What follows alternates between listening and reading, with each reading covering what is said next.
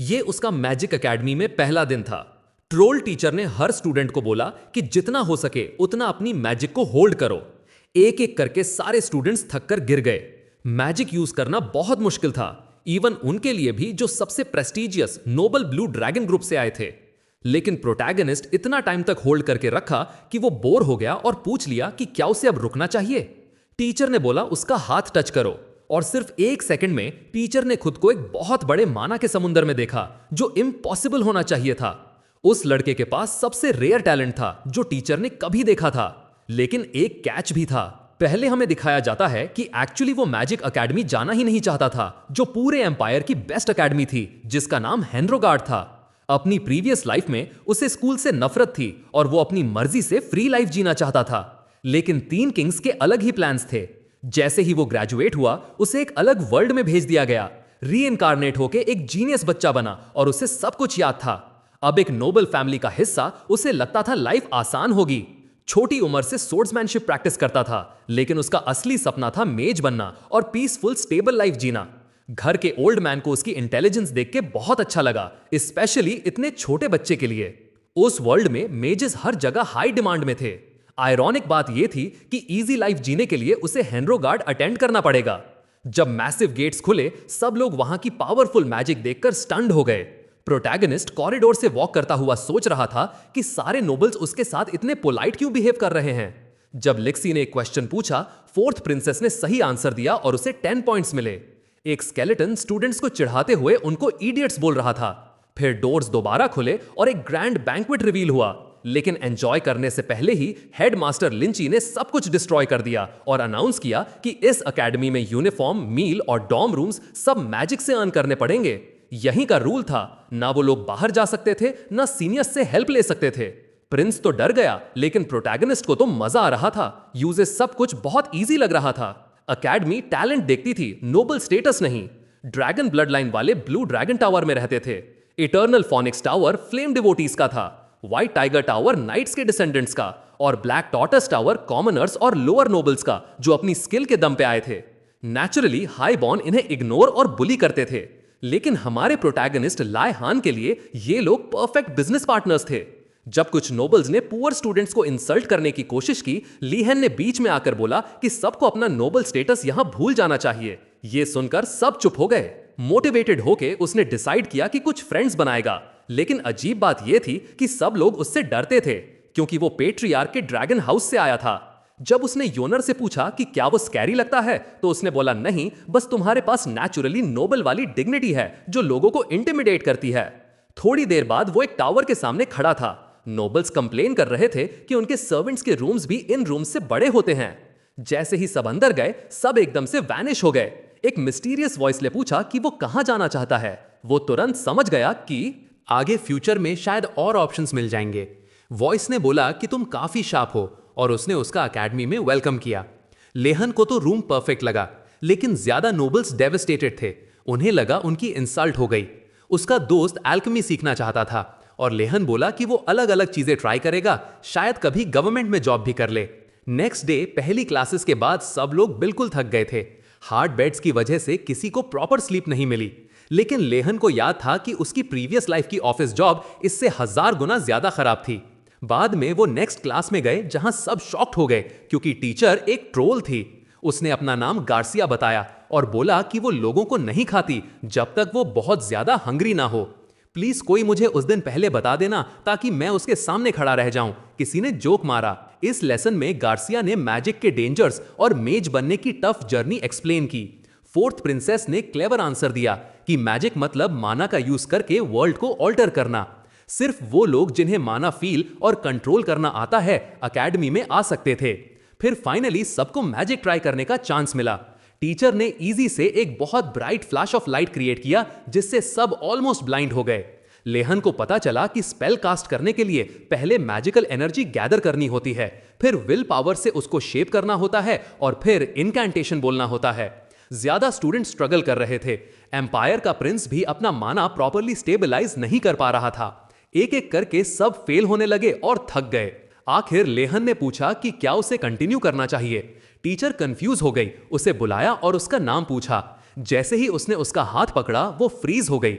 1 second में ही उसने खुद को एक बहुत बड़े ओशन के अंदर महसूस किया।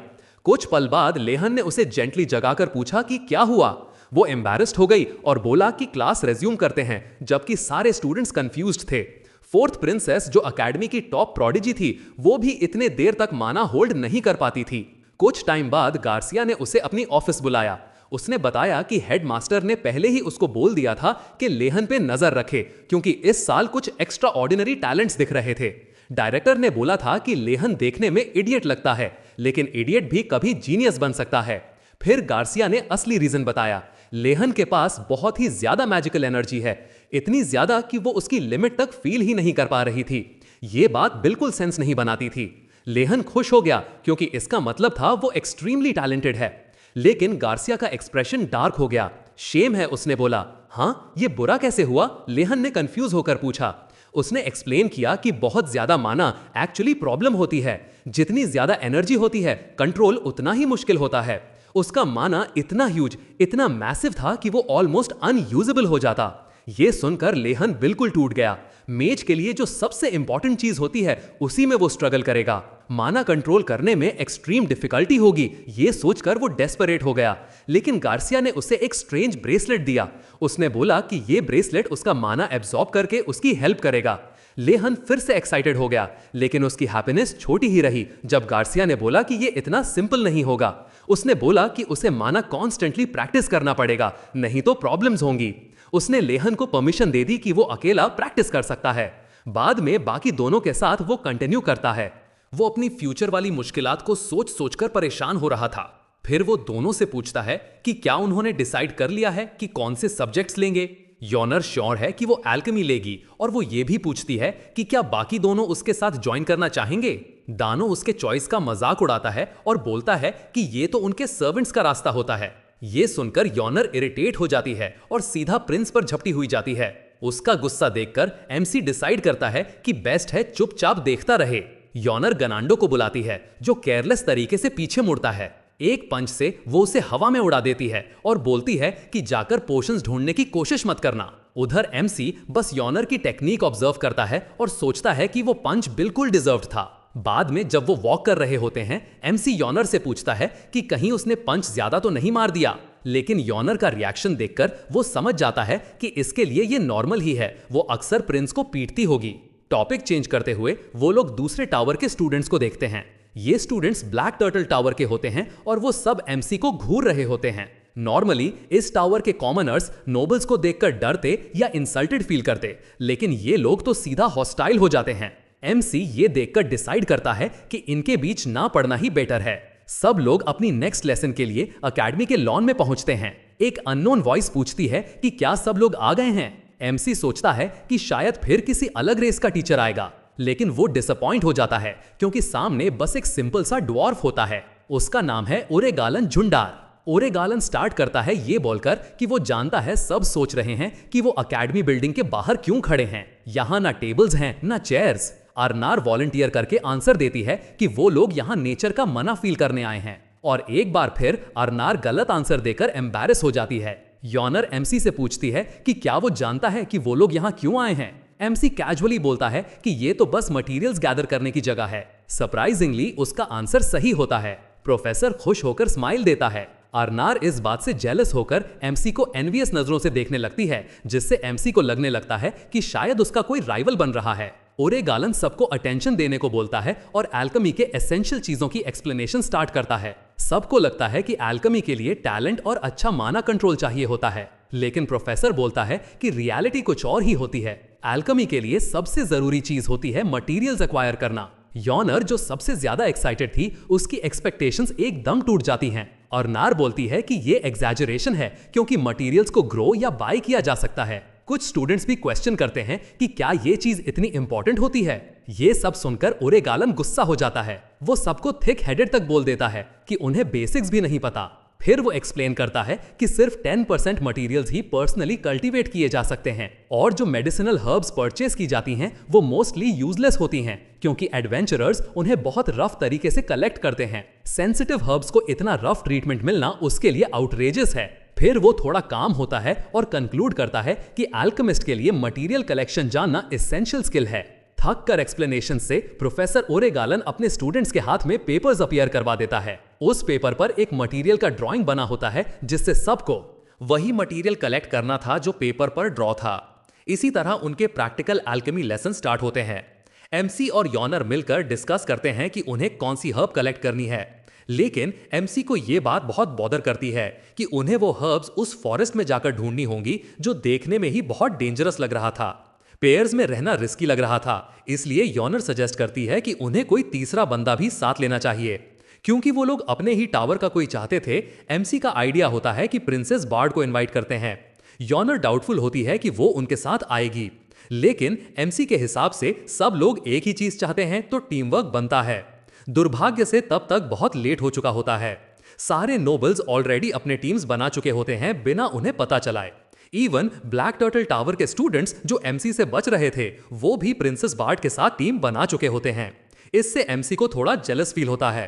प्रिंसेस आर्नार तो वैसे भी एकेडमी के बाहर एक सेलिब्रिटी जैसी फेमस थी, इंटेलिजेंट, टैलेंटेड, जिनांडो की टोटल ऑपोजिट, जिसका प्रिंस होते हुए भी कोई नाम नहीं।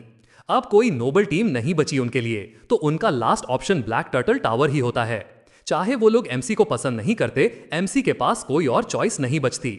फिर एमसी की नजर किसी पर पड़ती है। इस लड़की के वेस्ट पर एक वियर्ड सिंबल होता है। उसकी स्किन डार्क होती है और उसके ईयर्स पॉइंटेड। वो एक डार्क एल्फ होती है। उसका नाम निलिया है और वो एम्पायर के नॉर्थ से आई होती है। वो एक ट्राइब से आई होती है जो हंटर्स और एक्सप्लोरर्स से मिलकर बना था। निलिया हर्ब की ड्राइंग को घूर कर देख रही होती है। फिर वो कहती है कि ये टास्क उसके लिए मुश्किल नहीं होगा। वो इसको एक चांस समझती है अपने आप को टैलेंटेड स्टूडेंट्स के बीच प्रूव करने का। लेकिन तब कोई उसकी तरफ आता है, योनर और एमसी, जो उसे अपना इंट्रोडक्शन देते हैं। निलिया सिर्फ योनर को पहचानती है और सीधा पूछती है कि उन्हें उससे क्या चाहिए। सीधे से दोनों पूछते हैं कि क्या वो उनके टीम में ज्वाइन करना चाहेगी। ये सुनकर वो और ज्यादा कंफ्यूज हो जाती है। उसके माइंड में तो सब नोबल्स एक जैसे होते हैं, स्नॉबिश, उन्हें चाहे कितना भी रिस्पेक्ट दो वो कभी सेटिस्फाई नहीं होते। एमसी एक्सप्लेन करता है कि अगर कोई मॉन्स्टर आ गया तो अलोन जाना ज्यादा डेंजरस होगा। निलिया हेल्प रिफ्यूज कर देती है। एमसी पूछता है क्यों, और फिर डिड्यूस करता है कि शायद वो सोच रही है कि वो लोग उसको बेट की तरह यूज करना चाहते हैं। निलिया फिर से कहती है कि वो अकेली ही जाएगी, लेकिन एमसी बीच में ही रोक देता है। वो बोलता है कि निलिया को पता ही नहीं है इस फॉरेस्ट के डेंजर्स, और अगर वो हब ढूंढ भी ले तो उसे अकेली ट्रांसपोर्ट नहीं कर पाएगी। एमसी कंक्लूड करता है कि ये सब अकेली करना फूलिश होगा। इससे निलिया और एम्बैरेस्ड हो जाती है। एमसी उसे थोड़ा और टीज करता है और एंड में वो फाइनली मान जाती है। योनर ये सारी एमसी की मैनिपुलेशन देखकर सोचती है कि वार्डन के घर वाले बच्चों को क्या सिखाते हैं। फिर तीनों फॉरेस्ट में एंटर करते हैं हब ढूंढने के लिए। निलिया लीड लेती है, ब्रांचेस से ब्रांचेस पर जंप करते हुए। बाकी दोनों पीछे से उसे देखते रहते हैं। योनर उसके हंटिंग स्किल्स देखकर इंप्रेस हो जाती है। वो नोटिस करती है कि निलिया के मसल्स बहुत डेवलप्ड हैं और उसके हाथ एक ऐसे पर्सन के लगते हैं जो बो और एरो बहुत यूज करता हो। निलिया ये सब सुनकर अनकंफर्टेबल हो जाती है। वो एमसी की तरफ एक अजीब सी नजर से देखती है, जैसे उसे लग रहा हो कि एमसी दूसरों के थॉट्स रीड कर सकता है। लेकिन उसके थॉट्स इंटरप्ट हो जाते हैं जब एमसी सिंपली बोलता है कि वो बस उसके वेस्ट पर बने शैडो पेट्रोल सिंबल की वजह से समझ गया कि वो हंटर है। तभी दोनों रियलाइज करते हैं कि निलिया उनकी सारी बात सुन रही थी, इसलिए वो उसको कहती है कि उनका वेट करे ताकि सांस चल सकें।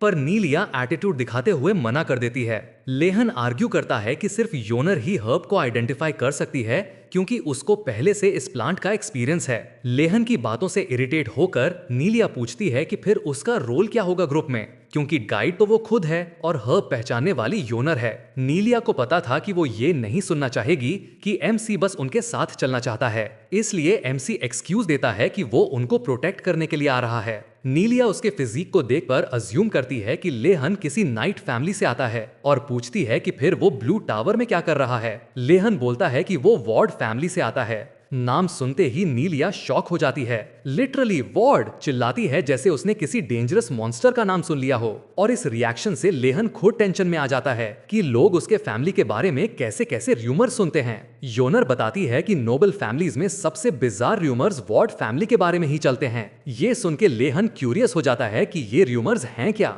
बहुत सारे र्यूमर्स हैं। कुछ लोग कहते हैं कि उनका पेट्रियार्क एक ड्रैगन है जिसके फ्लेम्स ने अनडेड फ्यूरी वाले इंसिडेंट में सारे अनडेड जला दिए थे। कुछ लोग कहते हैं कि उनका फैमिली एंशिएंट स्पिरिट्स के साथ कॉन्ट्रैक्ट रखता है, इसलिए उनका मैजिक टैलेंट हाई होता है पर इमोशंस लॉस हो जाते हैं। और एक र्यूमर तो ये भी बोलता है कि उनकी फैमिली रूथलेस है क्योंकि एक बार उनके एक मेज ने रेबेलियन के टाइम एक पूरी सिटी एनाइलेट कर दी थी। इतना सब सुनने के बाद लेहन को फाइनली समझ आता है कि सब लोग उसको मॉन्स्टर की तरह क्यों देखते हैं। फिर भी वो पूछता है कि सिर्फ उसकी फैमिली के ही र्यूमर्स क्यों होते हैं जबकि और भी मेज फैमिलीज बड़े बड़े इंसिडेंट्स में इन्वॉल्व रहे हैं। नीलिया जो उसे कंटिन्यूअसली देख रही थी अब उसको एक नॉर्मल बंदा देखने लगती है, कोई हार्टलेस मॉन्स्टर नहीं। वो उससे बोलती है कि बस ये र्यूमर्स का रोना बंद करे और हर्ब ढूंढने पे फोकस करे। सर्च फिर से शुरू होती है। योनर और लेहन नीचे ग्राउंड पे होते हैं और नीलिया ट्री टॉप्स में तर्जन की तरह वाइन से वाइन कूदती हुई मूव करती है। फिर नीलिया को कुछ ऐसा दिखता है जो उसका अटेंशन ग्रैब करता है,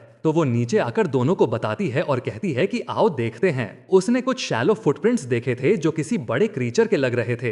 वो क्यूरियस होती है कि ये क्या हो सकता है, लेकिन योनर पोलाइट रहने की कोशिश करते हुए भी बिल्कुल इंटरेस्टेड नहीं लगती। योनर का रिएक्शन देखकर नीलिया ऑकवर्ड फील करती है कि शायद सिर्फ उसको ही ऐसी चीजें पसंद हैं, लेकिन लेहन भी इंटरेस्टेड दिखता है कि ये क्या हो सकता है, जो सुन के नीलिया प्लेजेंटली सरप्राइज हो जाती है। वो लेहन से पूछती है कि क्या सच में उसको ये इंटरेस्टिंग लगा और लेहन तुरंत बोल देता है कि क्यों नहीं लगेगा। नीलिया के लिए ये ऑड है क्योंकि नोबल फैमिलीज के लोग वाइल्ड लाइफ में इंटरेस्ट नहीं लेते। एम्बैरेस्ड फील करते हुए नीलिया बात बंद कर देती है और उनको वार्न करती है कि ऐसे साइंस मिलने पर हमेशा केयरफुल रहना चाहिए और खासकर इस फॉरेस्ट में, क्योंकि पता नहीं क्या छुपा होता है। यहाँ अलग अलग रूमर्स हैं कि इस फॉरेस्ट में हर तरह के मॉन्स्टर्स आसपास घूमते हैं क्योंकि यहाँ की मिट्टी माना से भरी हुई होती है और मॉन्स्टर्स हमेशा यहाँ रहते हैं। आर्टिफिशियली क्रिएटेड मॉन्स्टर्स भी मिल सकते हैं। इस पॉइंट से वो डिसाइड करते हैं कि ये लोग अपना रूट चेंज करके उन फुटप्रिंट्स को फॉलो करते हैं ताकि मॉन्स्टर एम्बुश होने के चांसेस कम हो जाएं। फिर लेहान निलिया से बोलता है कि उसको सिखाए कि जंगल में कैसे चलना चाहिए। निलिया को डाउट होता है कि लेहान सीख पाएगा, पर वो इंसिस्ट करता है, बोलता है कि वो पूरी कोशिश करेगा। उसकी जिद देखकर निलिया मुड़कर बोलती है और फेस पर स्माइल लाके उसको चैलेंज करती है कि देखते हैं वो कितना दूर जा पाता है। फिर तीनों हर्ब ढूंढने के लिए फिर से चल पड़ते हैं। जंगल में थोड़ा चलने के बाद फाइनली उनको हर्ब मिल जाता है, लेकिन उनकी बदकिस्मती से वहां सिर्फ 2 हर्ब्स ही होते हैं।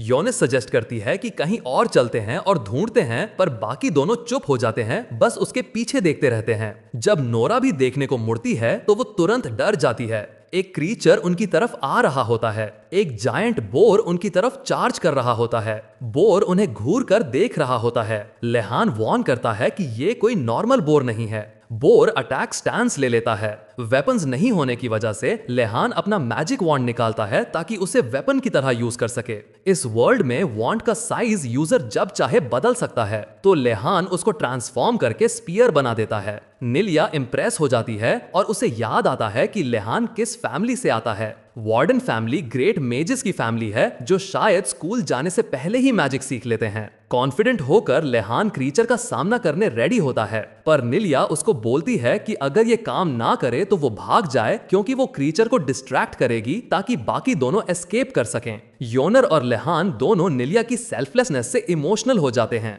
पर वो ऑकवर्डली बोल देती है कि तीनों में से सिर्फ वो ही ये कर सकती है। लेहान उसका थैंक्स करता है और बोर फुल स्पीड में उसके तरफ चार्ज करता है। निलिया को लगता है लेहान कोई मैजिक यूज करने वाला है बोर को हराने के लिए। स्पीयर वॉन्ड को टाइट पकड़ के लेहान तैयार हो जाता है। फिर एक फ्लैशबैक होता है जब लेहान 10 साल का हुआ करता था और उसको सिखाया जा रहा था कि अलग अलग सिचुएशंस के हिसाब से अलग वेपन्स कैसे यूज करते हैं। सिर्फ इसी प्रोसेस से बंदा एनलाइटनमेंट तक पहुंच सकता है और अपने वेपन में माना इन्फ्यूज करके ऑरा क्रिएट कर सकता है, लेकिन बहुत कम लोग इस लेवल तक पहुंच पाते हैं। लेहान जो ऑरा ट्रेनिंग ले रहा होता है वो इसमें कोई पॉइंट नहीं देखता क्योंकि वो बस मेज बनना चाहता था। उसने आटा लॉन्ग को बोला भी था कि उसके बॉडी ट्रेनिंग का कोई रीजन नहीं है, लेकिन आटा लॉन्ग ने लेहान की बात को बिल्कुल गलत समझ लिया और इस मिसअंडरस्टैंडिंग की वजह से वो और मोटिवेटेड हो गया कि लेहान को ऑरा यूजर बनाए। प्रेजेंट में वापस आते हैं। लेहान वॉन्ड स्पीयर लेकर बोर की तरफ चार्ज करता है।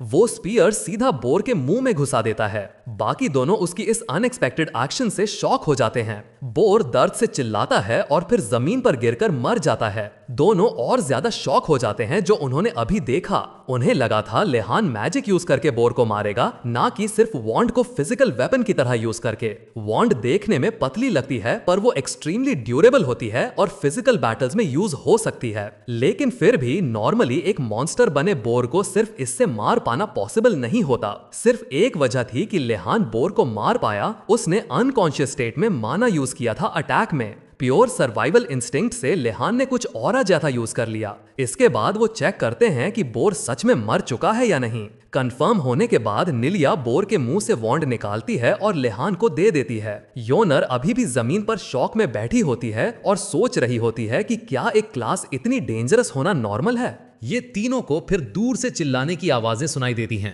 वो तुरंत अज्यूम कर लेते हैं कि दूसरे स्टूडेंट्स भी वही सिचुएशन फेस कर रहे होंगे जो इनसे अभी हुई थी। तीनों स्क्रीम्स की डायरेक्शन में चल पड़ते हैं। वहां पहुंचकर मिलिया सबसे पहले सिचुएशन को असेस करती है। क्लिफ के नीचे जहां वो खड़े होते हैं वहां स्टूडेंट्स वही चैलेंज फेस कर रहे होते हैं। नीचे काफी सारे स्टूडेंट्स साथ होते हैं, तो लेहान सजेस्ट करता है कि अभी बस ऑब्जर्व करते हैं। नीचे एक स्टूडेंट डिसाइड करता है क्रीचर का सामना करने का। ये स्टूडेंट है एशन डलार्ड। योनर सबसे पहले उसको पहचान लेती है। डलार्ड एक बहुत ही फेमस अरिस्टोक्रेटिक फैमिली है, एम्पायर के प्राइम मिनिस्टर्स जैसी। इसलिए लेहान को लगता है कि वो शायद बोर को हैंडल कर लेगा। प्रिंसेस के सामने नाइट की तरह खड़े होकर एशन काफी कॉन्फिडेंट लगता है बोर का सामना करने के लिए। वो बोर पर चिल्लाता है कि वो उसके सारे मूव्स प्रेडिक्ट कर लेगा। बोर उस पर चार्ज करता है और एशन साइड में कूदकर बच जाता है। मौका देखकर एशन बोर पर स्ट्राइक करता है, पर ब्लो बिल्कुल इफेक्टिव नहीं होता। बस हल्का सा कट पड़ता है और बोर और ज्यादा एंग्री हो जाता है। बोर एक पावरफुल किक मारकर एशन को हवा में उड़ा देता है। फिर वो बाकी स्टूडेंट्स की तरफ मुड़ जाता है, पर तभी कोई आगे बढ़कर उन्हें बचाता है। वो प्रिंसेस होती है जो सबकी प्रोटेक्शन के लिए लीड लेती है। निलिया प्रिंसेस की करेज देखकर इंप्रेस हो जाती है, जबकि योनर पूछती है कि लेहान कुछ करेगा या नहीं। लेहान चुप रहता है, सिर्फ ऑब्जर्व करता रहता है। बोर धीरे धीरे प्रिंसेस की तरफ एडवांस करता है। अर्नाट सोचने लगती है कि क्या करे। वॉन्ड हाथ में लेकर वो रेडी हो जाती है बोर का सामना करने के लिए, पर कुछ करने से पहले ही बोर को पीछे से अटैक लगता है। वो कंफ्यूज हो जाती है, समझ नहीं पाती क्या हुआ। बोर बेहोश होकर गिर जाता है। उसके पीछे लेहान खड़ा होता है, खुश कि उसके अटैक से पहले कोई ने उसको नोटिस नहीं किया। निलिया उसके साथ आकर समझाती है कि इसी वजह से एनिमी के पास क्वाइटली अप्रोच करना इंपॉर्टेंट होता है। अर्नाड उसे देखकर उसको पहचान लेती है फिर से।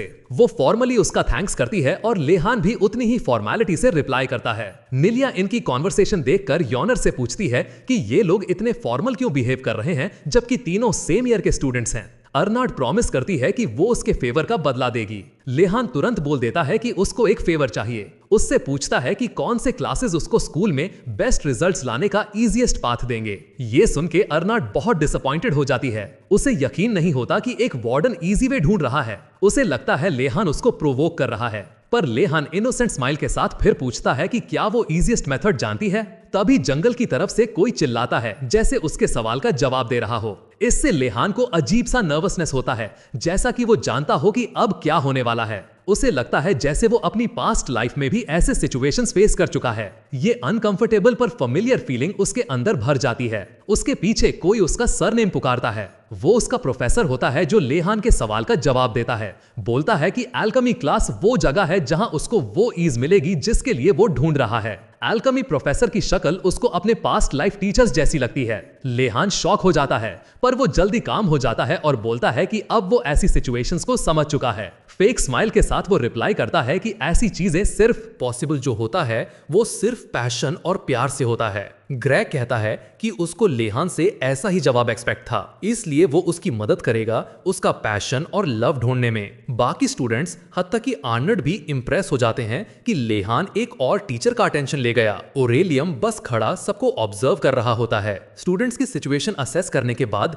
रेगुलम अनाउंस करता है कि आज की लेसन यहीं खत्म, पर वो क्लियरली डिसअपॉइंट होता है कि सिर्फ 2 ग्रुप्स को ही बोर मिला। वो स्टूडेंट्स को एक्सप्लेन करता है कि उसका इंटेंशन सिर्फ हर्ब्स ढूंढना नहीं था। एक्चुअली उसका मेन गोल था कि सबको एक्सपीरियंस मिले उन सिचुएशंस का जो हर्ब गैदरिंग के टाइम हो सकती हैं। उसके अकॉर्डिंग एक एल्केमिस्ट को हर टाइप की सिचुएशन के लिए प्रिपेयर्ड होना चाहिए। ये एक्सप्लेनेशन सुन के सब गुस्सा हो जाते हैं। योनर फिर पूछती है कि क्या उसको सच में हर्ब्स चाहिए थे, क्योंकि तीनों ने इतनी मुश्किल से बस 2 हर्ब्स ढूंढे। जेरार्ड डालुम, जिसे लगा था कोई हर्ब्स ढूंढ ही नहीं पाएगा, तीनों से इंप्रेस हो जाता है। स्माइल के साथ वो उनकी तारीफ करता है और बोलता है कि तीनों ने उसकी क्लास पास कर ली। फिर वो लेहान से कहता है कि उसके लिए बेस्ट है कि वो उसकी क्लास में ही रहे। ये सुनकर लेहान बिल्कुल पेसिमिस्टिक फील करता है। सोचता है कि अब तो उसकी मुश्किलें शुरू हो गईं। चॉइस ना बचते देखकर लेहान सीधे झूठ बोल देता है कि वो हमेशा से एल्केमी सीखना चाहता था। ये सुनकर रेगुलम को लगता है कि लेहान अपनी एज से ज्यादा मैच्योर है। फिर वो कहता है कि लेहान को बोर मारने और हर्ब्स ढूंढने के रिवॉर्ड में एक स्पेशल प्रिविलेज मिलेगा। लेहान और बाकी दोनों जब चाहे उसका फॉरेस्ट कैबिन यूज कर सकते हैं। तुरंत लेहान इमेजिन कर लेता है कि प्रोफेसर उसे कैबिन के हाउस होल्ड चोर्स करवाएगा। रेगुलम समझ जाता है कि लेहान ने बिल्कुल गलत समझा और क्लियरली एक्सप्लेन करता है कि उसका कैबिन में हर तरह के इंग्रेडिएंट्स और स्पाइसेस पड़े होते हैं। वो स्टूडेंट्स को बताता है कि अकेडमी में नए स्टूडेंट्स की सबसे बड़ी प्रॉब्लम होती है फूड स्कार्सिटी। अगर अभी लेहान को प्रॉब्लम नहीं हुई तो फ्यूचर में पक्का होगी। लेहान सोचने लगता है कि उनके पास खाने के ऑप्शंस कितने लिमिटेड होते हैं, जो ब्लू टावर के नोबल्स के लिए काफी इनकन्वीनियंट है। स्पाइसेस और इंग्रेडिएंट्स की बात सुनते ही लेहान तुरंत प्रोफेसर की एक्चुअल इंटेंशन समझ जाता है। उसका मतलब ये था कि लेहान जब चाहे कैबिन में जाकर बफे जैसा खाना एंजॉय कर सकता है। इस थॉट से लेहान सुपर मोटिवेटेड हो जाता है एल्केमी क्लास अटेंड करने के लिए। रेगुलम और ज्यादा प्लीज्ड हो जाता है,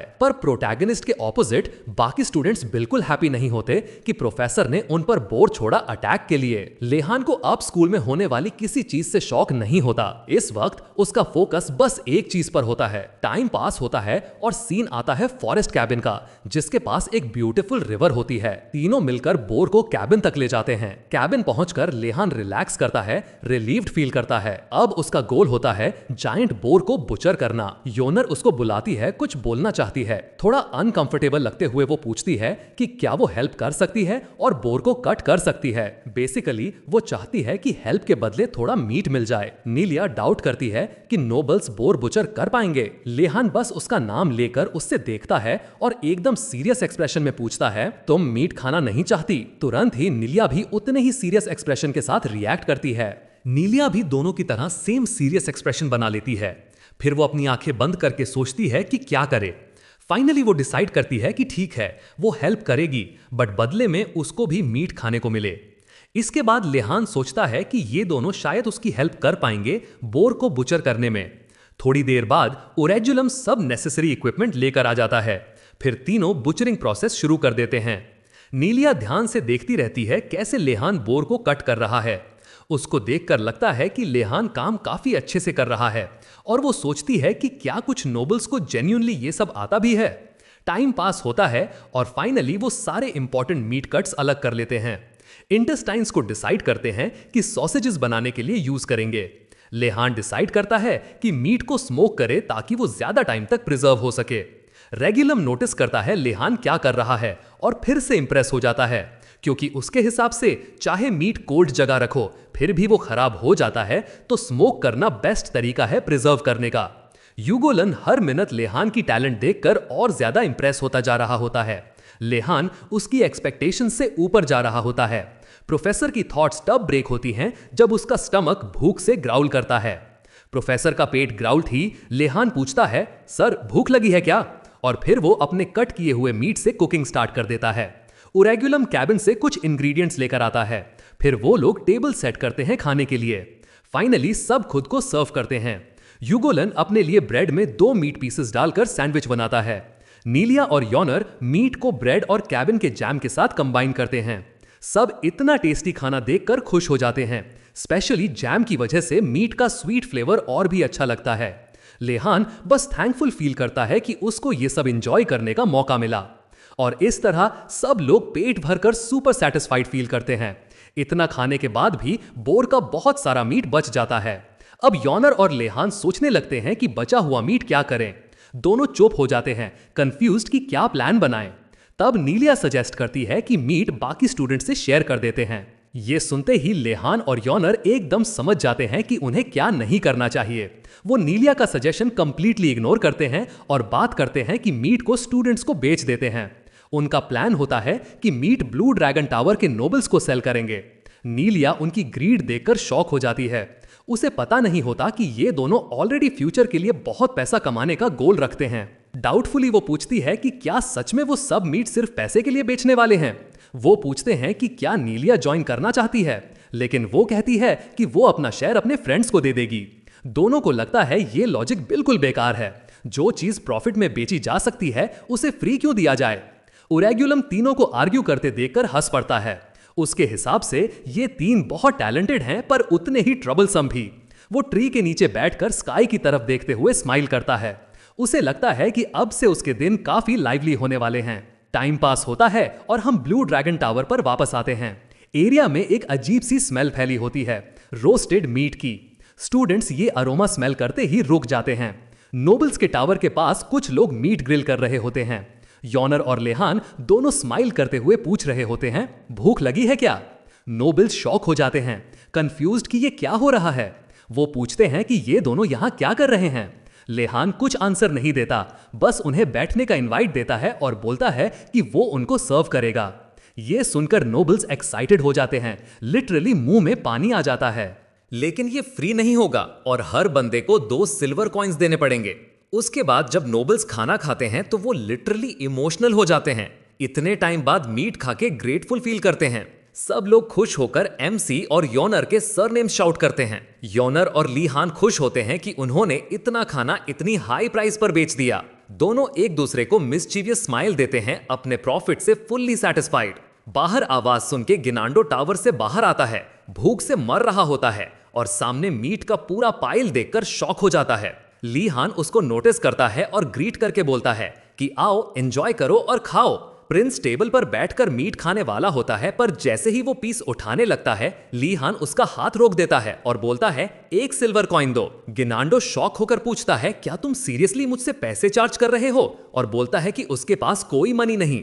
एमसी अपनी पॉकेट से कुछ निकालते हुए बोलता है कि ये कोई प्रॉब्लम नहीं।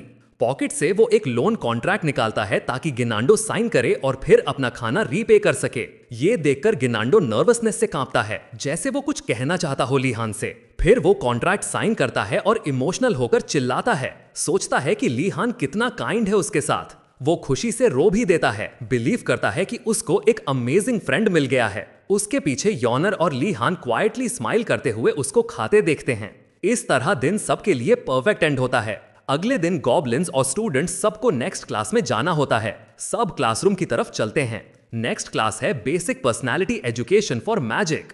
2 नोबल्स कंप्लेन करते हैं कि ऐसी क्लास नोबल्स के लिए जरूरी भी है क्या, और उनकी एरोगेंस देखकर लीहान हंसता है। सब अपनी डेस्क पर बैठ जाते हैं और एक फेमिलियर वॉइस उनको ग्रीट करती है। एमसी तुरंत उस वॉइस को पहचान लेता है। ये वही क्रेजी लिच है जो फर्स्ट डे मिला था और अब ये उनका नया टीचर है। सबसे पहले वो स्टूडेंट्स को ऑब्जर्व करता है। वो नोटिस करता है कि 1 महीना लगा पर सब ने खाना ढूंढ ही लिया। ये सुन के एक ब्लू हेड नोबल पूछता है, क्या हेडमास्टर सीरियसली एक्सपेक्ट कर रहा था कि सब स्टूडेंट्स खुद से फूड ढूंढ लेंगे? जैसे ही वो कंप्लेन करना शुरू करता है, हेडमास्टर उसको मैजिक से इंस्टेंटली चुप कर देता है। फिर मॉकिंग स्माइल के साथ बोलता है कि वो प्लीज्ड है कि सबको फाइनली समझ आ गया कि उन्हें क्या करना था। उसके माइंड में चलता है कि ब्लू ड्रैगन टावर इस साल बहुत फास्ट डेवलप कर रहा है। नॉर्मली ब्लैक टर्टल टावर पहला आता है और white tiger tower second. Blue dragon tower, जिसमें मोस्टली नोबल्स होते हैं, हमेशा सबसे स्लो होता था। पर इस बार नोबल्स का परफॉर्म करना देखकर हेडमास्टर एक्चुअली हैप्पी होता है। पर वो जानता है कि ये सब एक ही बंदे की वजह से हो रहा है, लीहान की वजह से। उसके हिसाब से लीहान बाकी सब नोबल से अलग है। वो बिलीव नहीं कर पाता कि ये बंदा इतनी प्रेस्टीजियस फैमिली से आता है, क्योंकि एक अच्छा मेज बनने के लिए फ्लेक्सिबिलिटी और क्रिएटिव फ्रीडम बहुत इंपॉर्टेंट होती है, और नोबल स्टूडेंट्स के साथ यूजुअली ये सब बिग प्रॉब्लम होता है। फिर ब्लू हेड नोबल हेडमास्टर से पूछता है कि इस लेसन का मेन पर्पस क्या है। हेडमास्टर उसके क्वेश्चन को प्रेस करता है, पर जवाब देने से पहले स्टूडेंट से पूछता है कि वो क्या सोचता है, पर स्टूडेंट बोलता है कि उसको कुछ नहीं पता। तब हेडमास्टर एक्सप्लेन करता है कि ये लेसन इंपॉर्टेंट है क्योंकि एम्परर ने उसको रिस्पॉन्सिबिलिटी दी है कि जो मेजर्स ग्रेजुएट होकर बाद में प्रॉब्लम्स क्रिएट करते हैं, उनका जिम्मा हेडमास्टर का होता है एम्पायर के लिए। हेडमास्टर का ये जवाब सुन के स्टूडेंट्स डिसबिलीफ में रह जाते हैं। गुस्से में हेडमास्टर बोलता है कि सीनियर स्टूडेंट्स एकेडमी के बाहर सबसे ज्यादा प्रॉब्लम्स क्रिएट करते हैं और उनकी गलतियों का जिम्मा उसको उठाना पड़ता है। फ्यूरियस और थ्रेटनिंग टोन में वो पूछता है क्या सबको लेसन की इंपॉर्टेंस समझ आ गई है। फिर वो बोलता है कि कोई मांगे अलग नहीं होता, सब फ्यूचर में प्रॉब्लम्स क्रिएट कर सकते हैं। इसलिए वो सब स्टूडेंट्स को बोलता है कि एक ही पेज को साथ में पढ़ो। वो सबको जोर से पढ़ना बोलता है, स्पेशली ये लाइन कि दूसरों को नुकसान मत पहुंचाओ। जब उसका वॉल्यूम पसंद नहीं आता वो चिल्लाता है और बोलता है और ज्यादा जोर से बोलो। तब सब स्टूडेंट्स लिटरली चिल्ला चिल्ला कर बोलते हैं कि दूसरों को हार्म नहीं करना। उनकी आवाज एकेडमी के बाहर तक सुनाई देती है। हेडमास्टर कंक्लूड करता है कि होपफुली अब वो थोड़े काइंडर बन गए होंगे। फिर वो नेक्स्ट एक्सरसाइज के लिए दो स्टूडेंट्स की हेल्प मांगता है, पर सब आंखों का कांटेक्ट अवॉइड करते हैं। उनका बिहेवियर देख पर लेहान वॉलंटियर करने का सोचता है। हेडमास्टर वार्न करता है कि अगर कोई वॉलंटियर नहीं करेगा तो सबको और ज्यादा सफर करना पड़ेगा। तब लेहान इनिशिएटिव लेता है, सोचता है शायद इससे कुछ बेनिफिट मिल जाए। हेडमास्टर हल्की सी सरप्राइज टोन में रिएक्ट करता है और मलिशियस स्माइल के साथ प्लीज्ड लेता है कि एमसी ने वॉलंटियर किया। एमसी फेक स्माइल के साथ बोलता है कि टीचर की हेल्प करना उसके लिए ऑनर है, पर हेडमास्टर तुरंत उसकी झूठ को पकड़ लेता है और बोलता है कि वो झूठ सुनना पसंद नहीं करता, पर वो एक्शन लेने वाले लोगों को अप्रिशिएट करता है। गनांडो जो उसके पास खड़ा होता है पूछता है क्या वो पागल हो गया है जो हेडमास्टर की मदद करने जा रहा है, क्योंकि कोई नहीं जानता हेडमास्टर के साथ इन्वॉल्व होने पर क्या हो सकता है। एक और स्टूडेंट आता है और गनांडो को बोलता है कि एमसी एक्चुअली सबके लिए खुद को सैक्रिफाइस कर रहा है। प्रिंस बिना सोचे समझे उसकी बात मान लेता है। गनांडो भी एमसी के साथ जाना चाहता है, पर इतना डरा होता है कि खड़ा तक नहीं हो पा रहा। तब ऐश डालकर आगे बढ़ता है और वॉलंटियर करता है। हेडमास्टर उसको और उसकी फैमिली को तुरंत पहचान लेता है। लेहान सोचता है क्या ऐश भी बेनिफिट्स लेने की सोच रहा है। ऐश अपना चश्मा एडजस्ट करता है जैसे कूल लगने की कोशिश कर रहा हो। वो लेहान को बोलता है कि अब वो उसकी एल्केमी क्लास वाली हेल्प का बदला चुकाएगा, पर लेहान बोलता है जरूरत नहीं। ऐश जवाब देता है कि दालकर फैमिली में हर डेट रीपे करना जरूरी होता है। तब हेडमास्टर उनकी बात काट कर बोलता है कि उसे अभी उनकी हेल्प चाहिए। वो मैजिक से पेपर्स उनके सामने फ्लोट करता है और बताता है कि उनका टास्क है नेक्स्ट क्लास के सेफ्टी रूल्स को पूरा कॉपी करना। टाइम पास होता है, शाम हो जाती है और बार बार कोई कह रहा होता है मैं उसे कभी माफ नहीं करूंगा। ये ऐश होता है जो हेडमास्टर पर एक्सट्रीम गुस्सा होता है। उसकी आंखों में लिटरल एंगर जल रहा होता है, क्योंकि हेडमास्टर ने उनको ऐसा काम दिया जो आसानी से मैजिक से हो सकता था। उसके पास लेहान बैठा होता है जो ऐश के इतने गुस्से से कंसर्न होता है। हेडमास्टर ने उनको ये सिचुएशन इसलिए दी थी ताकि वो मैजिक यूज करके टास्क कंप्लीट करने की कोशिश करें, पर लेहान को समझ नहीं आता कि वो ये कैसे करते जब वो बेसिक मैजिक भी यूज नहीं कर पा रहे। इसलिए वो अपनी डेस्क से उठता है एक छोटी सी होप के साथ कि शायद हेडमास्टर ने कहीं कोई क्लू ढूंढने के लिए। एशन नोटिस करता है कि एमसी हेडमास्टर की डेस्क की तरफ जा रहा है और पूछता है कि वो क्या कर रहा है। लीहान बोलता है कि वो हेडमास्टर की डेस्क चेक करेगा, शायद कोई हिंट मिल जाए, और वैसे भी किसी ने मना नहीं किया तो ये स्टीलिंग नहीं होती। पहले तो एशन बिल्कुल स्पीचलेस रह जाता है, फिर कंक्लूड करता है कि कुछ सिचुएशंस में चोरी गलत नहीं होती। तो दोनों हेडमास्टर की चीजें सर्च करना स्टार्ट कर देते हैं। एमसी सबसे पहले एक अजीब चीज नोटिस करता है। एक ड्रॉर से स्ट्रेंज ग्रीन ग्लो आ रहा होता है। वो एशन को बुलाता है और बोलता है कि उसे उस ड्रॉर से मना फील हो रहा है। दोनों उस ड्रॉर को देख रहे होते हैं, थोड़े हेजिटेंट, पर फिर एशन इनिशिएटिव लेता है और ड्रॉर खोल देता है। ड्रॉर खुलते ही एक स्कल जो हेडमास्टर जैसा लगता है बाहर पॉप होता है। दोनों को तुरंत डरा देता है। लीहान बता देता है कि ये इल्यूजन मैजिक है। फिर इल्यूजन उनसे बात करना शुरू करता है जैसे उसे पहले से पता हो कि वो क्या करने आए हैं, पर आंसर देने से पहले इल्यूजन उनका मजाक उड़ाता है और बोलता है कि पैथेटिक होगा अगर वो खुद नहीं समझ पाए क्या करना है। मॉकरी के बाद इल्यूजन उनको first basic control magic circle दे देता है और फिर गायब हो जाता है। एशन का बॉडी ट्रेम्बल करता है जब वो हेडमास्टर की इंटेंशन समझता है। वो और भी फ्यूरियस हो जाता है और हेडमास्टर के टीचिंग मेथड्स पर गुस्सा करता हुआ चिल्लाता है। वो एमसी के साथ हेडमास्टर के पास जाके कंप्लेन करने का सोचता है, पर उसकी सरप्राइज के लिए एमसी तो एक्चुअली इंटरेस्ट दिखाता है कि हेडमास्टर क्या चाह रहा है। एशन उसको ट्रेटर बोल देता है। एमसी आर्ग्यू करता है कि एक क्रेजी हेडमास्टर से कंप्लेन करके कुछ नहीं मिलेगा। ये बात एशन एक्सेप्ट कर लेता है और एडमिट करता है कि सक्सेस के चांसेस बहुत लो हैं। फिर दोनों मैजिक प्रैक्टिस करना स्टार्ट कर देते हैं। इस स्पेल के लिए विल पावर यूज करना पड़ता है और इनकैंटेशन और मूवमेंट्स बिल्कुल सही करने पड़ते हैं। बहुत प्रैक्टिस के बाद एशन अपनी माना एग्जॉस्ट कर देता है। लीहान सोचता है कि इनकैंटेशन के मूवमेंट्स करना कितना मुश्किल है। उसके हिसाब से माना के साथ मूवमेंट्स अलाइन करना बिल्कुल ऐसे है जैसे यूनिसाइकिल पर बैलेंस करते हुए जगलिंग करना। फिर वो काम होता है और मैजिक पर कॉन्सेंट्रेट करता है। अपने आप को मोटिवेट करने के लिए वो अपनी पास्ट लाइफ की मुश्किलें याद करता है। माइंड सेटल होता है और वो इनकांटेशन के मूवमेंट्स करना शुरू करता है। लास्ट में वो चिल्लाता है मूव। मैजिक क्विल में फ्लो होता है। क्विल मूव करना शुरू करती है। फिर क्विल उसके सामने उड़ने लगती है। इससे वो खुश हो जाता है। एशन वंस अगेन उससे शॉक्ड होता है। एमसी क्विल को राइट मूव करने की ट्राई करता है पर गलत हो जाता है और क्विल विंडो की तरफ तेजी से उड़ती है और विंडो तोड़ देती है। लीहान शॉक्ड हो जाता है कि ये क्या हो गया। क्विल इतनी फोर्स से उड़ी कि बाहर जाके एक ट्री से टकराकर ही रुकती है।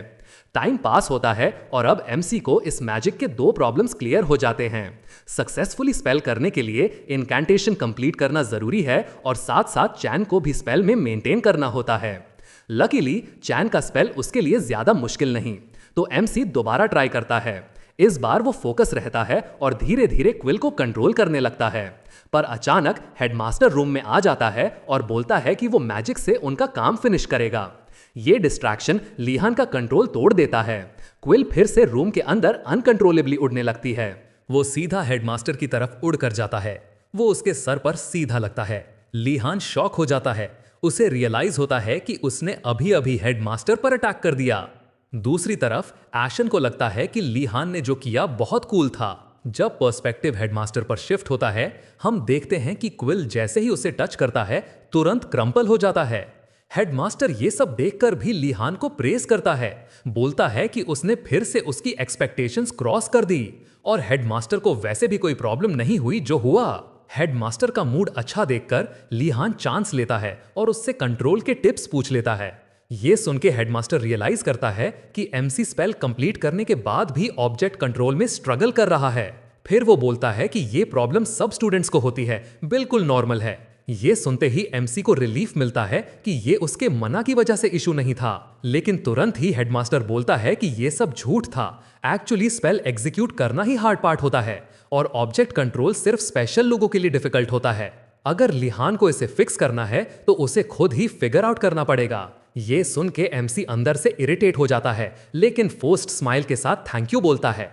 लेकिन उसकी ये एटीट्यूड हेडमास्टर को इरिटेट कर देता है और वो थोड़ा ऑकवर्ड फील करता है कि उसने एमसी का मजाक उड़ाया। फिर वो बोलता है कि अगर दूसरा लड़का होता तो उसे और ज्यादा मजा आता। उसके बाद वो दोनों को अपनी मैजिक से रैप करता है और लीहान को बताता है कि जैसे जैसे वो मैजिक यूज करेगा उसका नॉलेज ग्रो होगा। फाइनली वो बोलता है कि जाकर खाना खा लो और तुरंत लीहान को कैफेटेरिया टेलीपोर्ट कर देता है। टेलीपोर्टेशन से एमसी थोड़ा घबरा जाता है, लेकिन जल्दी से रिकवर करके एक स्टाइलिश पोज में लैंड करता है। खड़े होते ही एमसी कंप्लेन करता है कि हेडमास्टर ये मैजिक तब तो कभी यूज नहीं करता जब जरूरत हो, लेकिन अब बस हमें भेजने के लिए यूज कर दिया। फिर वो आसपास देखता है और रियलाइज करता है कि सिर्फ वही टेलीपोर्ट हुआ है, कोई और नहीं। वो टेबल पर जाके फिर ब्रेड और राइस खाने लगता है, लेकिन इस बार उसके पास थोड़ा सा मीट स्टोर्ड होता है, वो भी निकाल लेता है। जब वो खा रहा होता है, पीछे से एक स्ट्रेंज फिगर आती है। ये प्रिंसेस आरना होती है जो उसे ग्रीट करती है। लीहान सरप्राइज हो जाता है क्योंकि उसने एक्सपेक्ट नहीं किया था कि प्रिंसेस यहाँ होगी। रिस्पेक्टफुली वो खड़ा हो जाता है और पूछता है कि प्रिंसेस यहाँ कैसे। प्रिंसेस उसे एक पेपर देती है, वही इंफॉर्मेशन जो लीहान ने पहले रिक्वेस्ट की थी। लीहान थैंकफुल हो जाता है और पोलाइटली थैंक्स बोलता है। पेपर खोलते ही एक चीज उसका अटेंशन ग्रैब करती है। जो लिस्ट प्रिंसेस ने दी थी वो पॉपुलर कोर्सेज की लिस्ट थी, इजी ग्रेड्स वाली नहीं। और शौक की बात यह थी कि एल्केमी कोर्स भी पॉपुलर कोर्सेज में था। एमसी प्रिंसेस को समझाता है कि वो हाई ग्रेड्स आसानी से मिलने वाले कोर्सेज ढूंढ रहा था। प्रिंसेस कंफ्यूज्ड हो जाती है, समझ ही नहीं पाती वो क्या बोल रहा है। फिर एमसी सिंपल वर्ड्स में समझाता है कि पॉपुलर कोर्सेज एक्चुअली टफेस्ट होते हैं क्योंकि कंपटीशन हाई होता है और वो बिल्कुल ये नहीं चाहता। समझने के बाद प्रिंसेस को रियलाइजेशन होता है कि वार्डन फैमिली का ये लड़का तो स्कूल के अंदर शॉर्टकट्स ढूंढ रहा है। उसे लगता है कि उसने एमसी को गलत जज किया था। फिर अचानक वो अपनी पॉकेट से कुछ निकालती है, एग्जैक्टली वही लिस्ट जो एमसी चाहता था। लीहान का एक्सप्रेशन तुरंत चेंज हो जाता है, जैसे उसे कोई बड़ा ट्रेजर मिल गया हो। पेपर पर 3 कोर्सेज लिखे होते हैं। पहला है बेसिक स्वर्ड्समैनशिप, जो एक मैजिक स्कूल में बहुत कम स्टूडेंट्स अटेंड करते हैं। दूसरा है बेसिक मैजिकल कॉम्बैट, जिसमें स्टूडेंट्स ज्यादा इंटरेस्ट नहीं लेते क्योंकि ज्यादा लोग मैजिक सिर्फ रिसर्च के लिए करना चाहते हैं, कॉम्बैट के लिए नहीं। लेकिन एमसी को ये सब मैटर ही नहीं करता। एमसी को तो बस अपनी लाइफ आसान चाहिए। प्रिंसेस उसके थैंक यू सुन के डिसअपॉइंटमेंट वाले लुक के साथ वहां से चली जाती है। एक और दिन बीत जाता है। चलते वक्त एमसी को बुरा लगता है कि उसके फ्रेंड्स ने उसके साथ अनपॉपुलर क्लासेस ज्वाइन करने से मना कर दिया। सबसे पहले गनांडो ने रिफ्यूज किया, बोलता है कि उसे कोई रीजन नहीं दिखता इन क्लासेस को लेने का। फिर योना ने किसी बेवकूफ सी एक्सक्यूज के साथ मना कर दिया और आखिर में एशन तो सीधे गुस्सा हो गया एमसी की क्लास चॉइसेस देखकर। इन सब के बावजूद एमसी उनका मना करना एक्सेप्ट कर लेता है, क्योंकि उसे पता है कि ये क्लासेस अनप्रिडिक्टेबल होती हैं, टीचर्स हार्श होते हैं और क्लास के बाद काम इतना थका देने वाला होता है कि कोई केयर नहीं करता तुम क्या कर रहे हो। इसलिए एमसी को ऐसी सब्जेक्ट चाहिए जिसमें लेसन्स का टेंशन ना हो। वो क्लासरूम के पास पहुंचता है और कुछ नोटिस करता है। बेसिक मैजिकल कॉम्बैट की क्लास अकेडमी के बेसमेंट में होती है। एमसी को बेसमेंट की वाइब से ही अजीब सा फीलिंग आती है। एम्पायर में एक कहावत है, मैजिकल टावर में बिना सोचे समझे एंटर मत करो, वरना तुम उन बच्चों की कहानियों का हिस्सा बन जाओगे जो एक हफ्ते तक टावर के अंदर फंस गए थे। बचपन में एमसी ने ये स्टोरीज पढ़ी थीं, पर सोचा था एग्जैजरेशन होगा, लेकिन लोगों ने कंफर्म किया था कि स्टोरीज तो एग्जैजरेट हैं, पर रियलिटी ये है कि अगर कोई वैसे सिचुएशन में फंस जाए तो जिंदा नहीं बचेगा। ये सोच के एमसी बचपन में ही डर गया था। और इन सब टावर्स में सबसे ज्यादा टेरिफाइंग है आइनार्ड। इसी वजह से कोई भी स्टूडेंट एकेडमी के बेसमेंट को एक्सप्लोर नहीं करता, चाहे क्यूरियोसिटी हो। डर के बावजूद एमसी खुद को कन्विंस करता है कि अंदर जाना चाहिए। तभी अचानक हेडमास्टर उसके पास आ जाता है, पूछता है क्या तुम बेसमेंट के फर्स्ट लेवल में एंटर करने वाले हो। हेडमास्टर का अचानक आ जाना एमसी को डरा देता है, पर वो अपने आप को संभालता है क्योंकि ये एक अपॉर्चुनिटी हो सकती है। एमसी पोलाइटली ग्रीट करता है, फिर पूछता है कि हेडमास्टर कोई एडवाइस दे सकता है एंट्री से पहले। हेडमास्टर बोलता है कि उसके पास कहने को कुछ नहीं है और ऐड करता है कि अगर कभी एमसी का डेड बॉडी मिल गया तो वो उसकी ग्रेव पर एक फूल रख देगा। एमसी अंदर अंदर उसको गाली देता है, लेकिन फेस पर फोर्स्ड स्माइल रखता है। एकेडमी यही एटीट्यूड चाहती है ग्रेजुएट से। कोई और ऑप्शन ना देखकर एमसी बेसमेंट में घुसने का डिसीजन ले लेता है। बेसमेंट के अंदर एमसी नोटिस करता है कि सब नॉर्मल लग रहा है, लेकिन क्लासरूम का डोर बहुत ही इंटिमिडेटिंग लगता है। तभी एक स्टूडेंट उसके पास से गुजरता है, लगता है वो भी यही क्लास लेने आया है। इससे एमसी को रिलीफ मिलता है कि वो अकेला नहीं है, पर उसकी किस्मत खराब, वो स्टूडेंट्स एक्चुअली रॉन्ग टर्न लेके आ गए थे। वापस मुड़ते वक्त वो लोग डिस्कस करते हैं कि कौन इतना क्रेजी होगा जो यहां खुद से आ जाए। एमसी को थोड़ा एम्बैरेसमेंट होता है। फिर एमसी डिसाइड करता है कि बस डोर खोल ही देता है। अंदर जाके वो देखता है कि उसके अलावा 3 और स्टूडेंट्स हैं। अब वो एक ह्यूमन और एक एनिमलिस्टिक गर्ल के साथ खड़ा होता है। तभी वो सुनता है कि एल्फ बोल रहा है शायद वो गलत क्लास में आ गया है। अपनी डेस्क की तरफ जाते वक्त एमसी नोटिस करता है कि हर डेस्क पर एक ऑर्ब रखा हुआ है। डेस्क पर रखे ऑर्ब की तरफ देख ही रहा होता है कि क्लास के पीछे से टीचर अपीयर होता है और बोलता है सब अपनी सीट्स लें। जब तक वो बोलता नहीं, किसी ने उसकी प्रेजेंस फील ही नहीं करी थी। वो देखने में वैम्पायर लगता है। उसका नाम ग्रेग सैंग्रेंटो है और वो उनका न्यू टीचर है। ग्रेग सैंग्रेंटो कामली इंट्रोड्यूस होता है कि वो इस क्लास का इंचार्ज टीचर है। बड़े कंपोज्ड अंदाज में प्रोफेसर ग्रेग बोलता है कि वो सबको पढ़ाने के लिए एक्साइटेड है। फिर वो लेसन स्टार्ट करता है और बताता है कि डेस्क्स पर जो ऑर्ब्स रखे हैं वो एक माना सेंसिटिव मिनरल से बने हैं, जिसे स्टार स्पिरिट स्टोन्स बोलते हैं।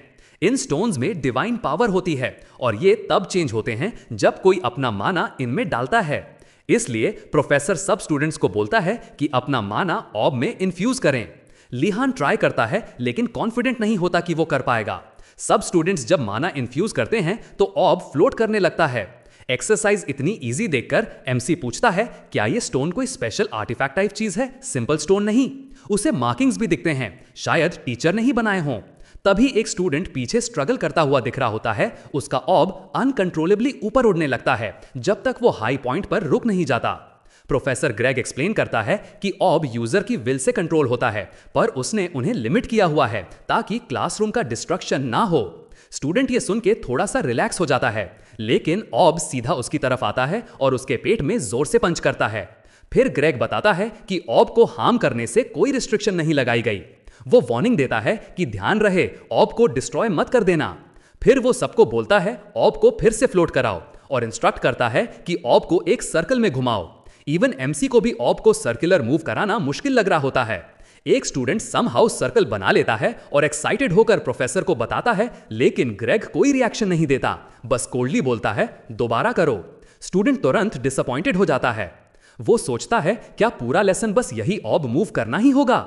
एमसी पूछता है, क्या कभी सर्कल बनाना स्टॉप करेंगे?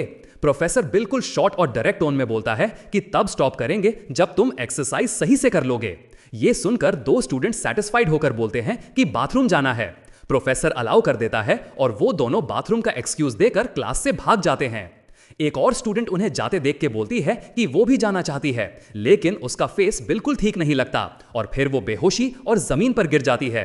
एमसी को लगता है वो एक्टिंग कर रही है क्लास से बचने के लिए, तो वो उसकी तारीफ भी करता है कि क्या एक्टिंग है। लेकिन जब वो पास जाके चेक करता है तो पता लगता है कि वो एक्टिंग नहीं कर रही, वो सच में मैजिक यूज करने की वजह से बीमार हो गई है। ये समझकर एमसी टीचर को बताता है। ग्रेग बिना इंटरेस्ट के सिर्फ इतना बोलता है कि उसे कह देना जैसे ही रिकवर हो जाए वापस सर्कल्स बनाना स्टार्ट करे। टीचर की इतनी कोल्डनेस देखकर एमसी रियलाइज करता है कि लगता है इस क्लास में आखिर में सिर्फ वो ही बच जाएगा। टाइम बीतता है और एमसी अब भी ऑब से सर्कल बनाने की कोशिश कर रहा होता है। फिर वो पूछता है कि ग्रेडिंग सिस्टम कैसे काम करता है। ग्रेग बोलता है कि चाहे स्टूडेंट्स कितने भी हों, वो रैंकिंग के बेसिस पर पॉइंट्स देगा। ये छोटी सी इन्फो एमसी के लिए काफी होती है। उसके लिए तो ये ग्रेडिंग सिस्टम परफेक्ट है, क्योंकि इससे उसके ओवरऑल स्कोर अच्छे रहेंगे और एक्सेलेंट ग्रेड्स के साथ ग्रेजुएट हो सकता है। अब ये रेपिटेटिव काम भी उसके लिए इंजॉयबल हो गए हैं। जब ग्रेग एमसी का एंथुजियाज्म देख रहा होता है तो उसके लिए ये एक सरप्राइज होता है कि एक स्टूडेंट अभी भी उसकी क्लास में टिक के बैठा है। हर साल नए स्टूडेंट्स आते हैं, लेकिन ज्यादातर फर्स्ट डे के बाद ही क्लासेस छोड़ देते हैं। पिछले साल तो कोई भी नहीं बचा था उसकी क्लास अटेंड करने के लिए। फिर भी प्रोफेसर ग्रेग को फर्क नहीं पड़ता, क्योंकि उसके कॉन्ट्रैक्ट में सिर्फ ये लिखा है कि उसको क्लास का ध्यान रखना है।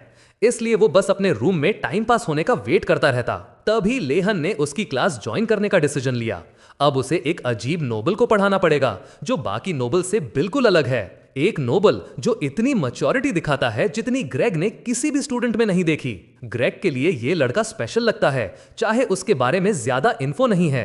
लेहन की पोटेंशियल देखकर ग्रेग को उम्मीद होती है कि एमसी उसकी क्लास कंटिन्यू करे। पहली बार वो अपने लेसन्स कंटिन्यू कर पाएगा बिना स्टूडेंट्स की कमी की वजह से रोकने के। फिर सीन शिफ्ट होता है ब्रेक रूम में। वहां एमसी अपने फ्रेंड्स के साथ बहुत एक्साइटेड तरीके से बात कर रहा होता है। एमसी अपने फ्रेंड्स को इनवाइट करता है कि वो उसकी न्यू क्लास ज्वाइन करें, लेकिन योनर इंटरेस्टेड नहीं होता और गनांडर बोलता है कि उसे पहले ज्यादा इन्फो चाहिए होगी तब वो अटेंड करेगा। लेहन समझाता है कि उनका काम सिर्फ माना को एक क्रिस्टल बॉल में डालना और उसे मूव करके एक सर्कल बनाना होता है, बस इसके आगे उन्हें कुछ नहीं करना। ये सुन के योनर और गैंग की बची खुची इंटरेस्ट भी गायब हो जाती है। उनके लिए टीचर एक फ्रॉड से ज्यादा कुछ नहीं। लेकिन लेहन बोलता है कि ये मैटर नहीं करता, क्योंकि सबको इजीली गुड ग्रेड्स मिल जाएंगे। दोनों एमसी की बात सुन के शॉक हो जाते हैं। योनर को लगता है एमसी हमेशा इजी वे चूज करना चाहता है लाइफ में। लेहन फिर बोलता है कि ठीक है, अगर उन्हें नहीं आना तो कोई बात नहीं, अब उसे अपनी नेक्स्ट क्लास के लिए जाना है। दोनों पूछते हैं लेहन की नेक्स्ट क्लास क्या है।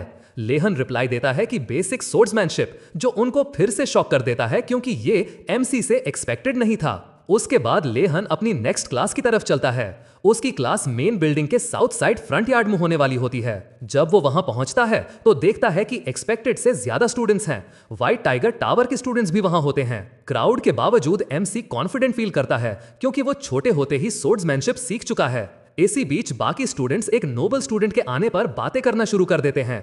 वो उसे वॉर और उसके फैमिली से पहचान जाते हैं और उसकी इंसल्ट करते हैं कि वो सिर्फ फैमिली की बेसिक ट्रेनिंग से यहाँ टिक जाएगा। लेहन को याद आता है कि व्हाइट टाइगर टावर के स्टूडेंट्स सोर्ड्समैनशिप को लेके काफी एरोगेंट होते हैं, पर वो उन्हें इग्नोर करने का डिसाइड करता है क्योंकि वो सब टीनेजर्स हैं।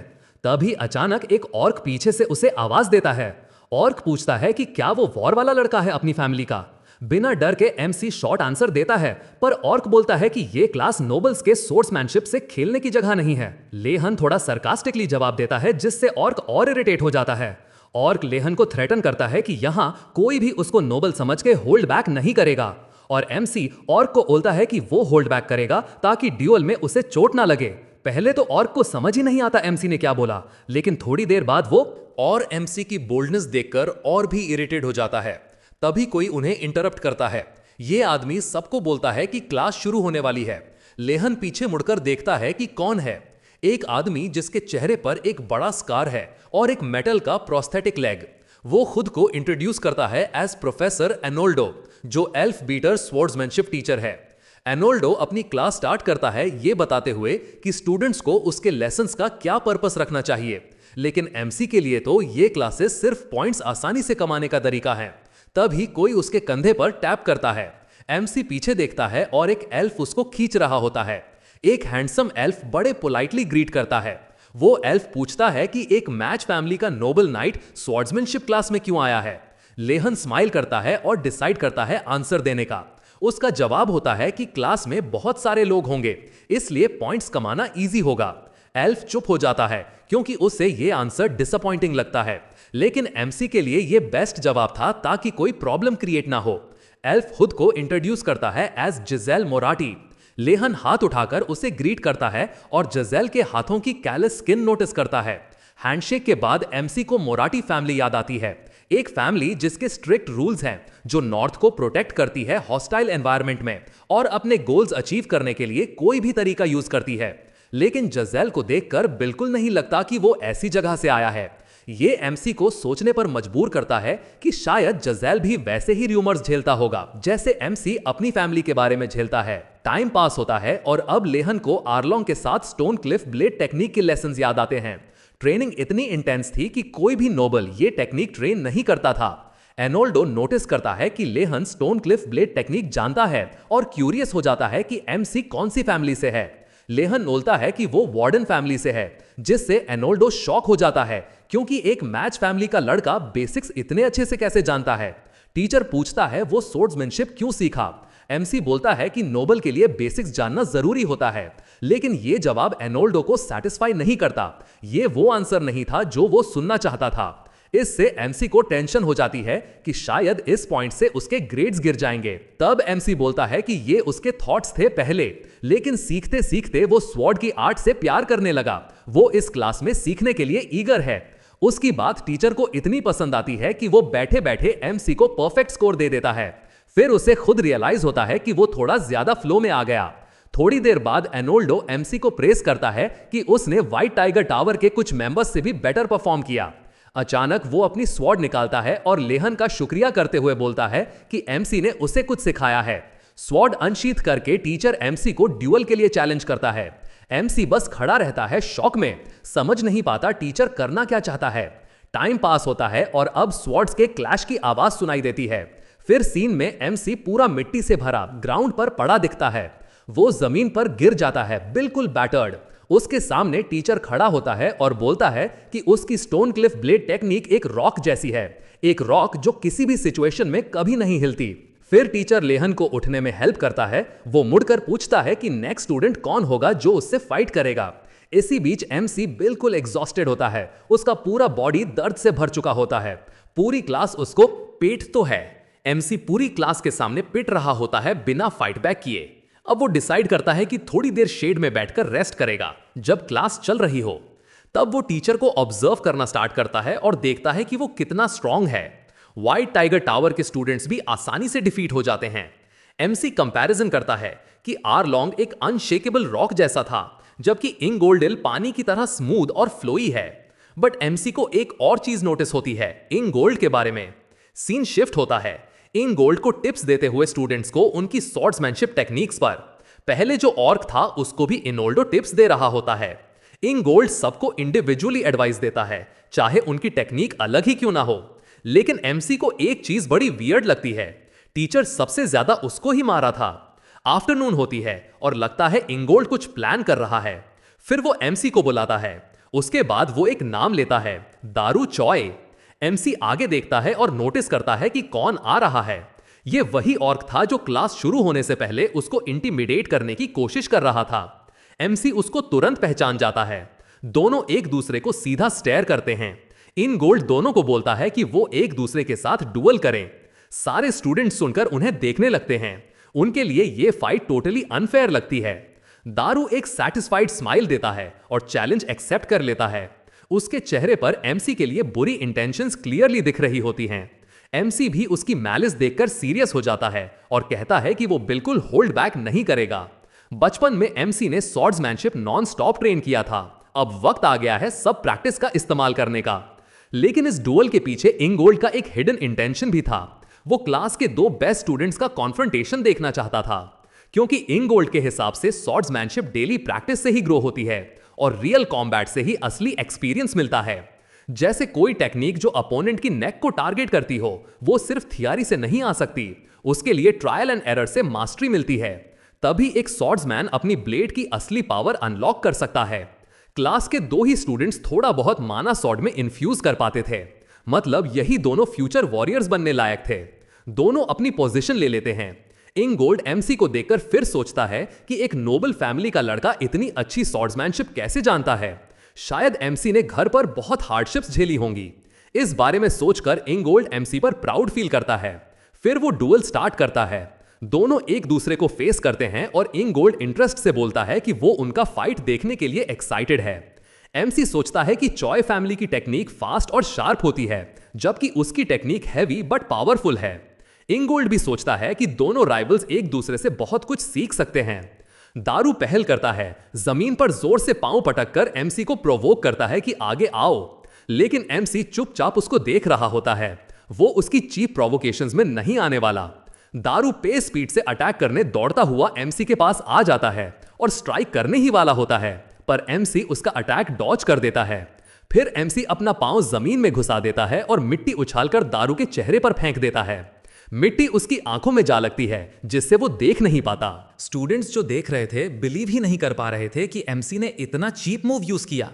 एक स्टूडेंट ने तो टीचर से पूछ लिया कि क्या ये अलाउड है, लेकिन एंगोल्ड सरप्राइजिंगली बहुत खुश होता है ये देखकर। स्टूडेंट शॉक हो जाता है, समझ नहीं पाता कैसे रिएक्ट करे। एंगोल्ड के दिमाग में बैटल चल रहा होता है, वहां लाइफ डेथ सिचुएशन होती है, तो जो भी मेथड है यूज करना पड़ता है। एमसी भी ये बात अच्छे से समझता लगता है। बाकी स्टूडेंट्स के लिए ये चीज मुश्किल होगी, क्योंकि उनका बैकग्राउंड ऑनरेबल नाइट फैमिलीज का है, जहां चीटिंग टाइप या ट्रिक मूव्स नहीं सिखाए जाते। एमसी तब दरुगो को अटैक करता है जब वो अभी भी क्लियरली देख नहीं पा रहा। दरुगो स्ट्रगल करते हुए रिएक्ट करने की कोशिश करता है। वो अपनी स्वॉर्ड से एमसी का अटैक रोक लेता है मुश्किल से, और रिग्रेट करता है कि उसने एमसी को अंडर एस्टिमेट किया। एमसी देख लेता है कि दरुगो कंप्लीटली रिकवर नहीं हुआ है, तो वो इसका फायदा उठाता है। वो एक के बाद एक स्ट्राइक्स मारना शुरू करता है। दरुगो को बिल्कुल टाइम नहीं देता रिकवर करने का, क्योंकि एमसी ने प्रैक्टिस के टाइम देख लिया था कि दरुगो एक्चुअली बहुत स्किल्ड है। एमसीयू से चांस नहीं देने वाला। वो दरुगो के पांव पर पैर रख देता है और अटैक्स कंटिन्यू करता रहता है। दरुगो बहुत बैड सिचुएशन में आ जाता है, पर अचानक वो जमीन पर हाथ रखकर पूरा बॉडी ट्विस्ट करके रोल करके पीछे निकल जाता है। एमसी उसकी सडन मूवमेंट से स्टार्टल्ड हो जाता है। दरुगो थोड़ा रिकवर करने की कोशिश करता है। ये सब देखकर एंगोल्ड और भी एक्साइटेड हो जाता है। खड़े होते ही दरुगो अपनी ह्यूमिलिएशन के बारे में सोचता है और इरिटेट होकर एमसी पर फ्यूरियसली चार्ज करता है। उसका स्वॉर्ड फिर से एमसी के हेड को टारगेट करता है। अटैक मिस हो जाता है, पर वो तुरंत नेक्स्ट अटैक के लिए रेडी हो जाता है। अब एमसी डिफेंसिव मोड में आ जाता है, क्योंकि दरुगो अटैक्स के अटैक कर रहा होता है। एंगोल्ड के हिसाब से बैटल एक्सपेक्ट की गई से ज्यादा अमेजिंग चल रही है। दोनों के अंदर टैलेंट एक्सपेक्टेड से बहुत ज्यादा है। एक साइड दरुगो है, जिसका एल्पाइन मून स्वॉर्ड टेक्निक का मास्टरी इनसेन है, पर वो थक भी रहा है यूज करते करते। दूसरी साइड एमसी है, जो काम रहता है और ओपोनेंट की हर स्ट्राइक को परफेक्ट डिफेंड कर रहा है। एमसी हर मूवमेंट ऑब्जर्व कर रहा होता है और कंक्लूड करता है कि दरुगो बहुत अजाइल है, इसलिए एमसी ऑफेंसिव जा ही नहीं पा रहा। और सबसे खराब बात यह कि उसकी एनर्जी इनफाइनाइट जैसी लग रही है। लेकिन एमसी ये सब सोचना बंद कर देता है और फोकस करता है कि बस जीतना कैसे है। उसे समझ आता है कि दरुगो ह्यूमिलिएशन की वजह से क्लियर सोच नहीं पा रहा। वो अननेसेसरी मूव्स कर रहा है, एनर्जी वेस्ट कर रहा है और उसकी स्वॉर्ड की माना भी खत्म होने लगी है। मीनवाइल एमसी को इतना माना यूज करना नहीं पड़ रहा, तो वो इजीली थक नहीं रहा। फाइट अब टाइम का गेम बन गई है।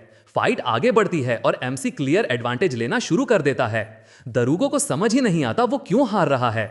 जब वो एमसी को ऑब्जर्व करता है तो देखता है कि एमसी थकता ही नहीं। दरुगो को लगता है कि वो एक माउंटेन से टकरा रहा है, जैसे एमसी ने उसको अपनी मुट्ठी में पकड़ा हो।